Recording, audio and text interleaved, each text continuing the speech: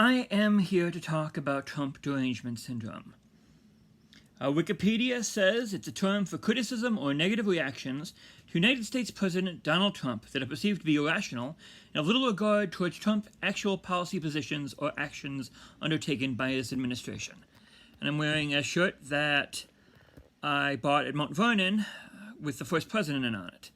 The man who, legend says, could never tell a lie.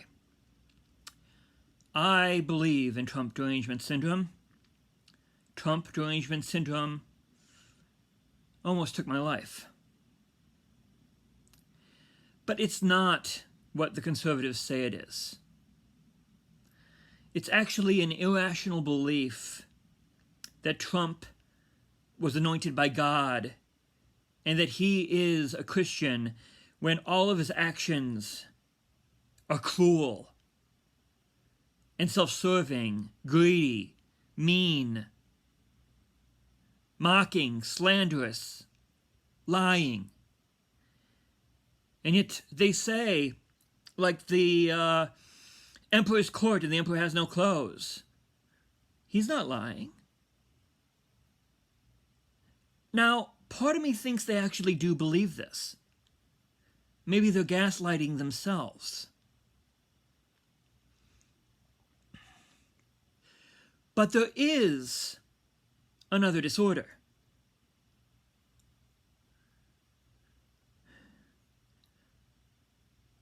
I call it TRTD, Trump-related trauma disorder. Our nation is a nation on anxiety, on heightened alert. Those who haven't bought into Trump's propaganda have been facing traumas to this nation.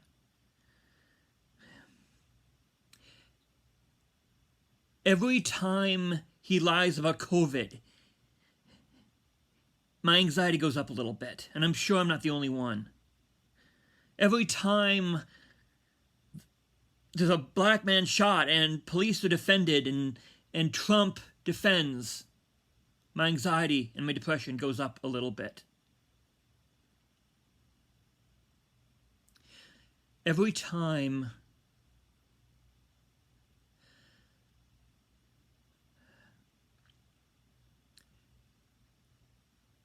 we are a nation that feels like it's gone mad, that it's lost its moral compass, it's lost its center.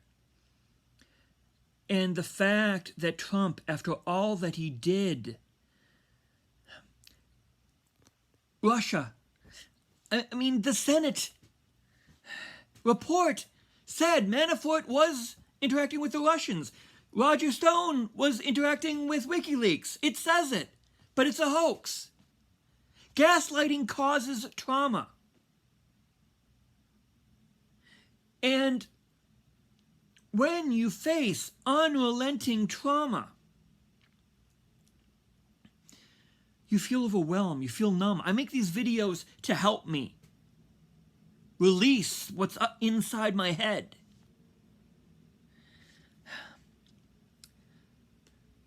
And we need to fight. The only cure for TRTD, Trump-related trauma disorder, is to fight. And I'm not talking about fighting, looting, destroying buildings, etc. I'm talking about getting up, standing up, and saying no more. The emperor has no clothes. Mitch McConnell, Lindsey Graham, you sold your souls to the closest thing we have to the devil here walking on earth. We have to fight civil disobedience, do whatever we can. Because the thing is, if Trump gets reelected, it's just going to get worse. Trump is going to be unleashed. There'll be no stopping him now. And people might say, I'm being paranoid. But look at what he has done. Military police in Portland, working with a foreign power to investigate his opponent. I said that this almost took my life. Trump-related trauma disorder. Over a month ago, I woke up at like 3:30, and I was anxious and depressed and despondent. I took a knife and walked onto Tenney Park, nearby where I live. And I was going to end it. And I've suffered from depression and anxiety most of my life, so I feel this harder than someone with no history of anxiety.